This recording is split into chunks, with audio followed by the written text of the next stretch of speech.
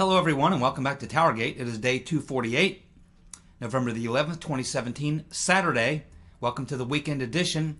First I want to say hello to all the vets out there on Veterans Day, my fellow military veterans. Thank you so much for your sacrifice. I wish you all well. First I want to start off today's video by addressing a couple of links that were left by commenters.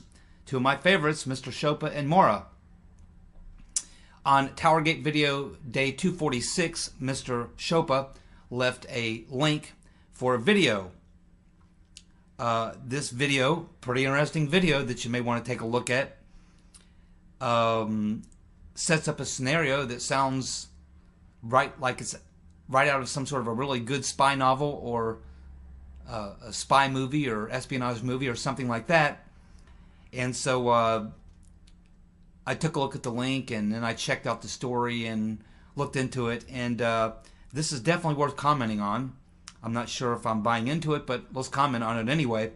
The video is based on a radio interview, I guess, that was done between a conservative journalist named Liz Crokin. She's also a blogger and fairly active in the conservative blogging community. She was on a radio show being interviewed, and she was talking about this scenario which she lays out, which is that Trump and Mueller have been working together to run a, I guess you'd call a bait and switch or a sting operation on the Obama-Clinton cartel in regards to their dealings, their corruption and dealings with Russia and the Russia collusion and all that, proving that the real Russia collusion is with the rotten Reverend Clinton, the Obama administration, and the Russians, and has nothing to do with Trump. She's suggesting that Trump set them up. She's suggesting that at some point during the campaign, someone in the intelligence agencies may have briefed Donald Trump and said, hey, this Uranium One scandal, it's major. They did this deal with Uranium One. There were kickbacks. There was all kinds of stuff that went on. Then they covered it up. They didn't tell the Congress about it. Blah, blah, blah, blah, blah. So Trump gets this information, according to Liz Crokin in the story, and so they set up a sting operation. Now she's suggesting that Mueller is involved with Trump on this and that it's a big setup. That the idea is that Trump would go out and start talking and making reference to how he wanted to have a good relationship with Putin, how he wanted to have a good relationship with Russia, how he actually likes Putin better than Obama, and all these sort of things to draw out the rotten Reverend and her people, as well as Obama and people in his administration, to get them to come out and express their real feelings or attack Trump over the Russia thing, so that you would get Hillary and Obama and all these other people on tape, on camera, is talking about what a bad guy Putin is, what a bad country Russia is, how they're the enemy, how they're the adversary, how it's horrible that Trump is, buddying up to the Russians or whatever, is to get them on record on making statements that could later be used against them and could show that they were the ones who were really colluding with Russia. That this is all part of a big bait and switch sting operation, and that when it's all said and done, we're going to find out that Mueller and Trump were working together to set up the Obama-Clinton crime syndicate and their criminal activities in regards to Uranium One and other activities with the Russians that involved kickbacks, extortion, money laundering, lots of lies, cover-ups, and all the rest. Well, this is a very, very interesting observation and analysis and theory. It reminds me of a spy novel where the big twist comes in, or a thriller, a espionage thriller movie where you're being taken down one track and all of a sudden it flips on you, and wow, you get this big flip in the story which changes the storyline and throws a big exciting thing into the mix of the story or whatever. So yeah, it would make a great spy novel, would make a great movie if this were all true.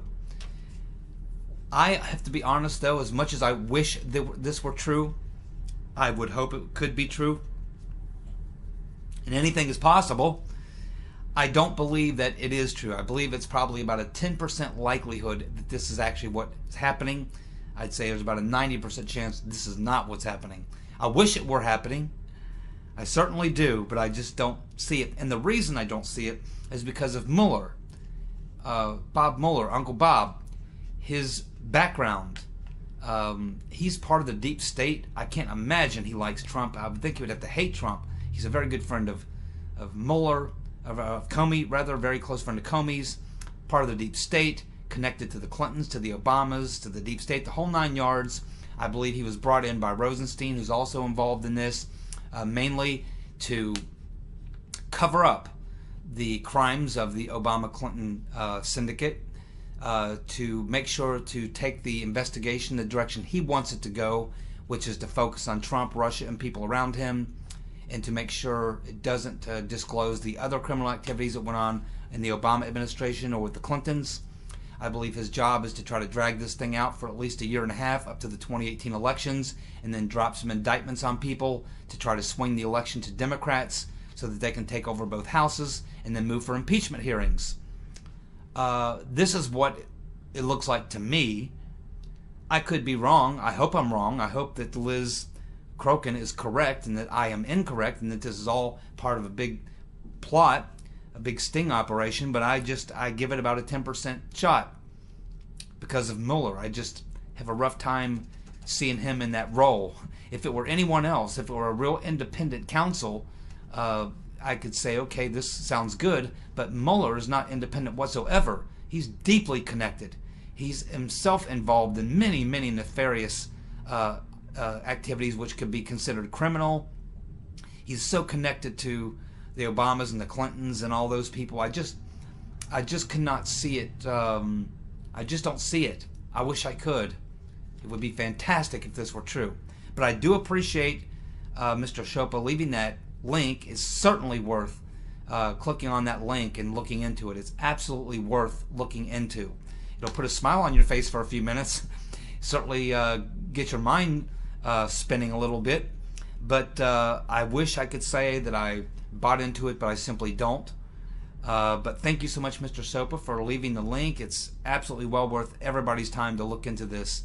So if you want to check it out, go to the TowerGate Day 246 video. Look for the comment by Mr. Chopra.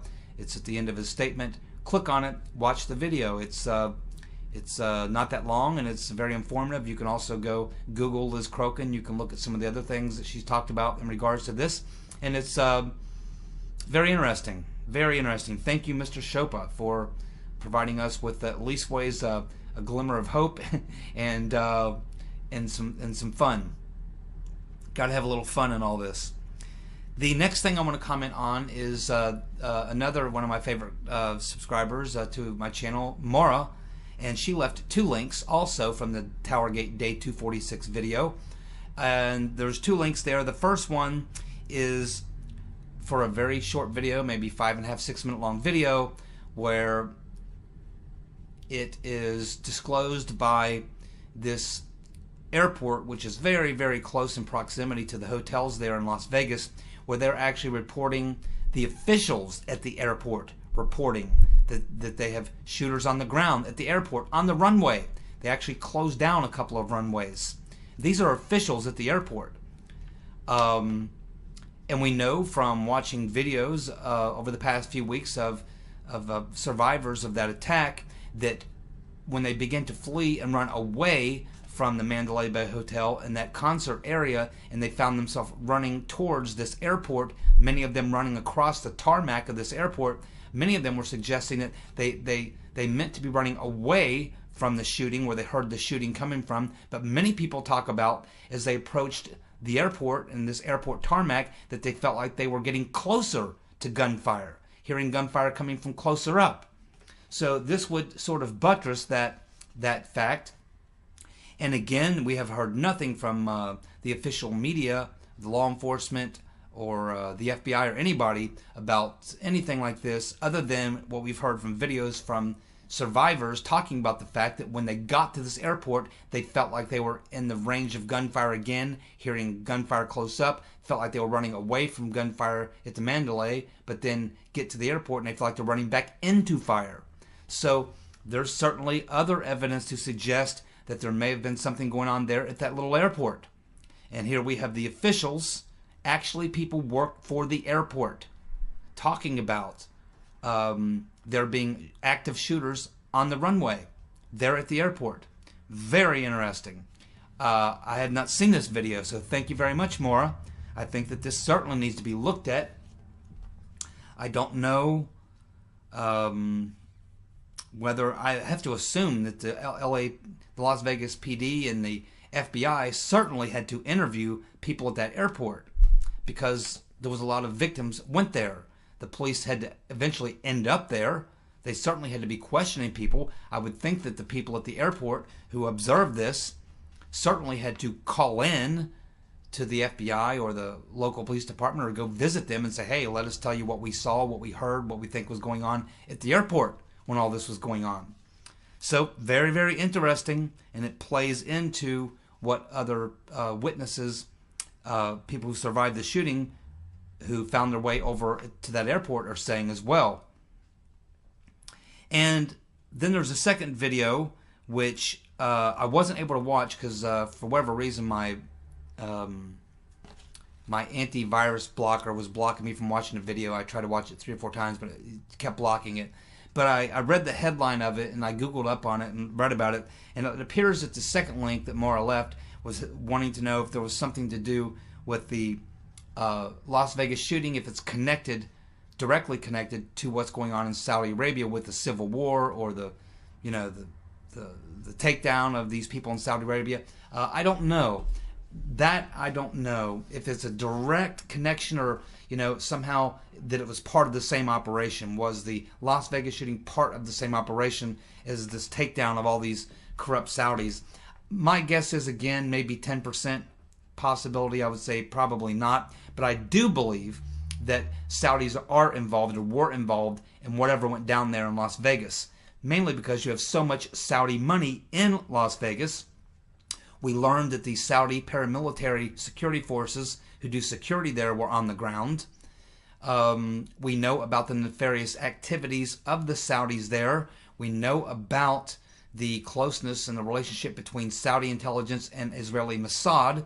And we know that Israeli Mossad is very active also in Las Vegas, that there's a lot of people there that are connected to Mossad. So yes, I think that there is definitely a possibility, a very good possibility, that there is Saudi involvement in some way in what went down in Las Vegas.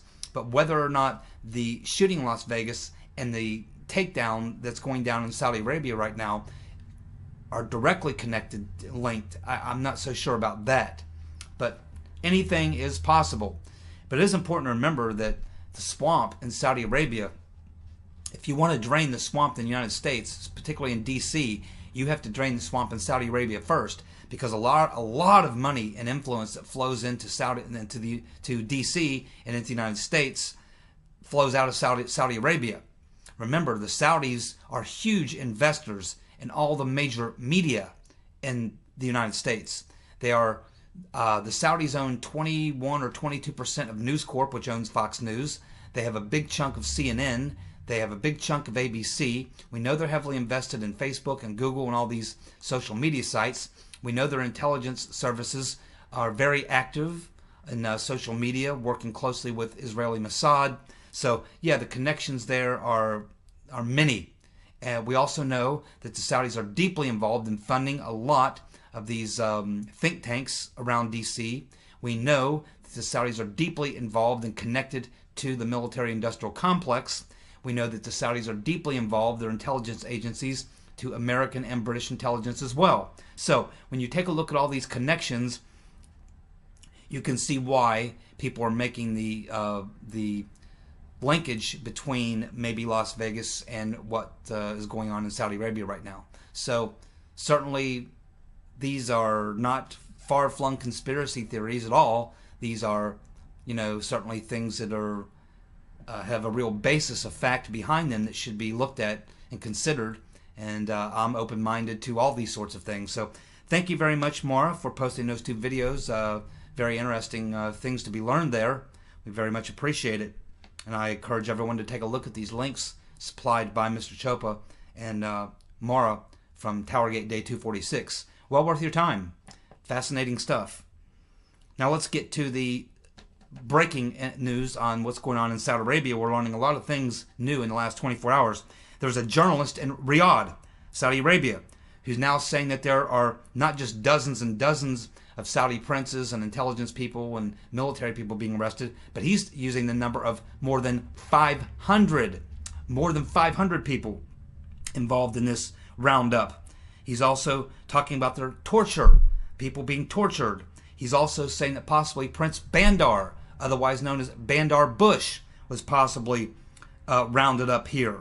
He's talking about some of these people had to be sent to the hospital because of the severity of their injuries from their interrogation and torture. So we are learning an awful lot about what's going on in Saudi Arabia. Keep in mind, Prince Bandar, otherwise known as Bush Bandar, is very, very close to the Bush family. He was he's known, of course, as the Saudis' most famous arms dealer. He's worth $30 billion.